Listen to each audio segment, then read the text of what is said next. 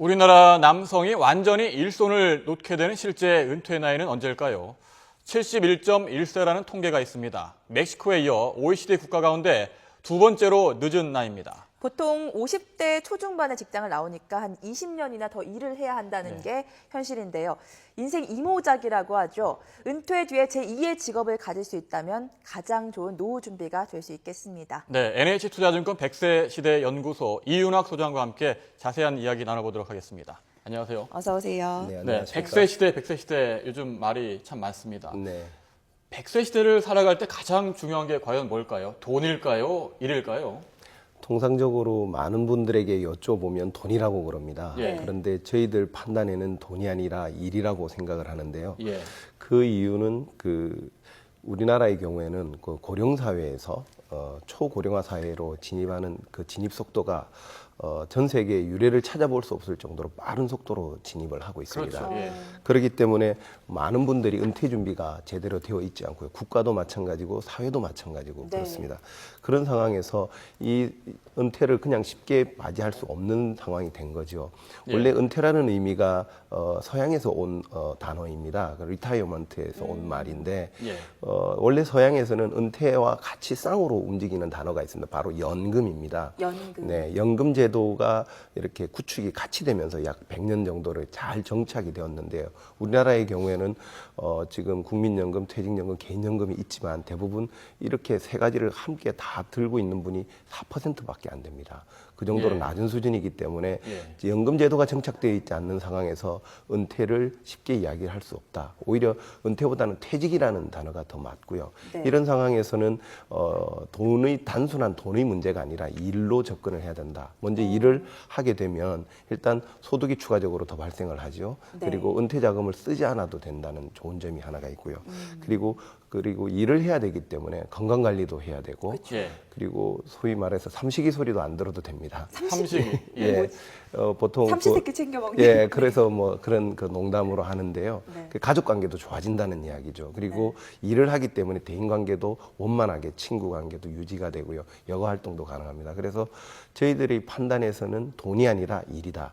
실제 한 달에 75만 원짜리 일자리가 있다. 급여가. 그것의 효과는 자산을 3억 원 정도로 가지고 있는 효과다. 왜냐하면 3%로 받을 수 있는 이자가 한 달에 75만 원 정도 됩니다. 예. 그러니까 월 75만 원짜리의 그 일자리가 결코 작은 것이 아니라는 거죠. 네.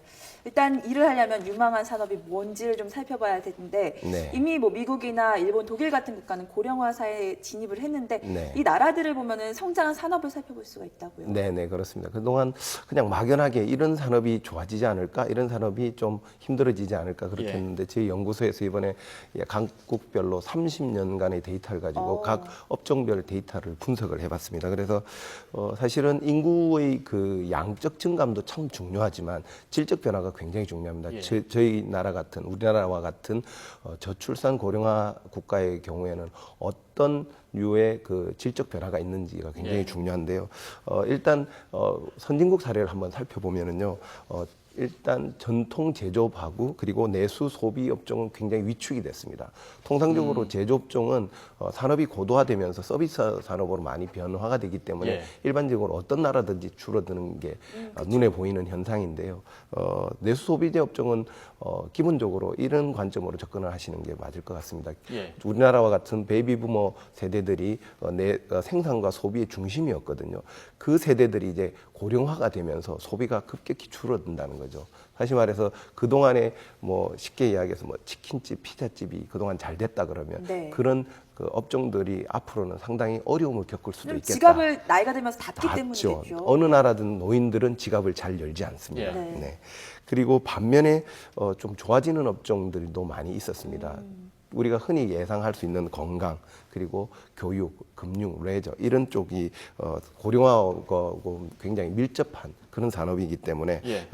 기본적으로 고령화가 미래의 산업의 구조를 이렇게 바꾼다 이렇게 볼 수 예. 있겠습니다. 산업별 전망을 말씀해 주셨는데 하나하나 따져보도록 하겠습니다. 네네. 아무래도 고령화와 가장 연관이 되어 있는 산업은 건강산업, 보건산업이 아닐까 하는데요. 네. 이 부분도 우리나라에서도 전망이 밝은 거죠? 네, 그렇습니다. 예. 보건 업종은 가장 직관적으로 그 성장 가능성이 커 보이는 그런 업종인데요. 고령화가 가장 직접적으로 영향을 주는 인과관계가 명확한 산업이기 때문에 예. 그렇습니다. 현재 그 우리나라와 국별로 그 지출에서 차지하는 건강 비용의 비율이 미국은 17.7%고요. OECD 평균이 한 9%대인데 우리나라는 7%대에 불과하기 때문에 아주 성장 가능성이 높아 보입니다. 예. 네. 특히 보건산업 중에서는 그동안 치료나 수술 중심의 의료 행위보다는 고령자들에게 필요한 요양이나 간병 관련 산업이 훨씬 크게 성장할 것으로 그래 보여지고요. 특히 이런 부분은 미국이나 일본, 스웨덴, 독일과 같은 국가에서 분명히 관찰이 됐던 요약이나 간병 산업이 유명하군요. 네, 그렇습니다. 특히 이제 우리나라의 경우에는 2010년에 한 벌써 그 요양 산업의 경우에는 2.7조 원 정도 시장 규모가 되는데 2020년 경우는 한 13조 원 정도로 크게 늘 것으로 그렇게 보여집니다. 예. 네, 자 이렇게 뭐 우리나라에서도 건강 보건 산업이 성장 가능성이 크다라고 분석을 해주셨고요.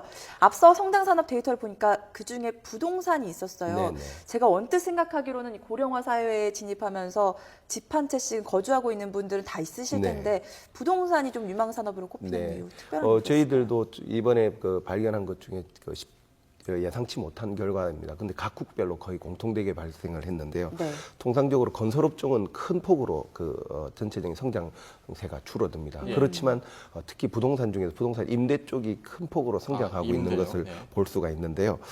왜냐하면은 이런 인구 구조의 변화가 임대와 리모델링을 중심으로 해서 성장하는 영역이 분명히 존재한다는 것을 봤고요.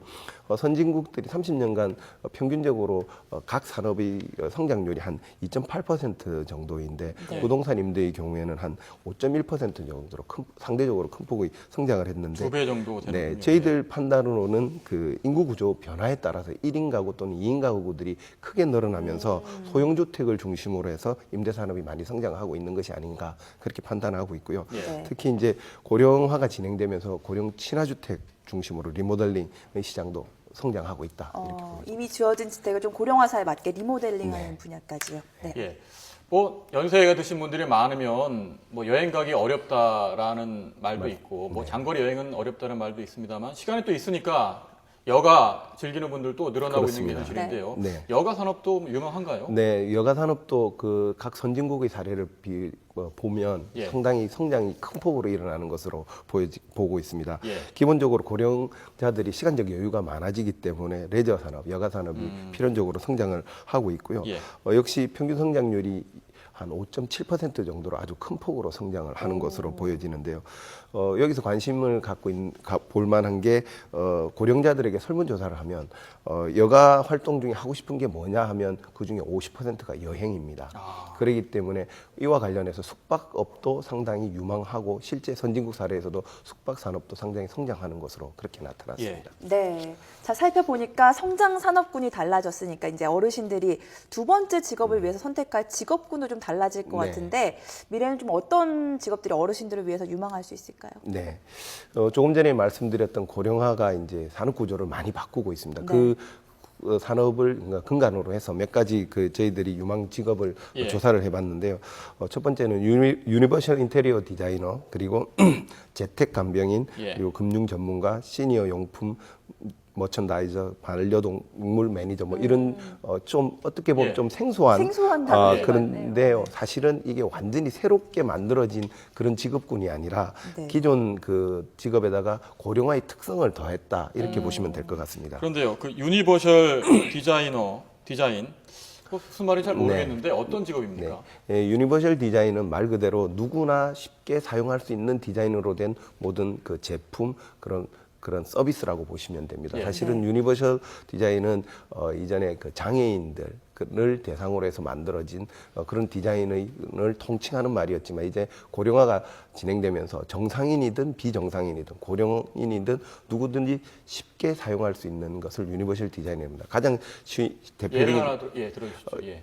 우리 집에 보면 그 문턱이 있지 않습니까? 문턱을 네, 없애는 것. 그런 것들이 유니버셜 디자인입니다. 음. 꼭 그런 어떤 가구나 집의 주택에서의 디자인뿐만 아니라 모든 사람들이 사용 가능한 식품에서도 통용이 되고요. 어떤 산업에도 가능한 그런 유니버셜 디자인을 할 수 있는 것은 역시 시니어들이 고령자들이 사실은 그것을 가장 잘 느끼기 때문에 예. 잘 할 수 있는 그런 분야라고 생각합니다. 네, 그리고 저는 반려동물 매니저도 눈에 띄던데 아무래도 고령화 사회에 진입하면서 우리들 부모님 모시고 사는 분들보다 1인 가구나 2인 가구가 많아지잖아요. 맞습니다. 외로움을 느끼면서 반려동물 키우시는 분들도 많으실 것 같은데. 사실은 맞습니다. 그래서 1인 가구, 2인 가구가 늘어나면서 반려동물에 대한 어떤 뭐 수요라고 표현하기 예. 좀 그렇습니다만 그런 관심들이 많이 커져서 현재 우리나라의 경우에는 지금 반려동물과 관련된 산업이 한 1조 원 정도 시장으로 되어 있습니다. 그런데 2020년에 한 6조 원 수준으로 크게 늘 거로 보여집니다. 네. 시간이 갈수록 이런 반려동물에 대한 관심이 많기 때문에 뭐 애완동물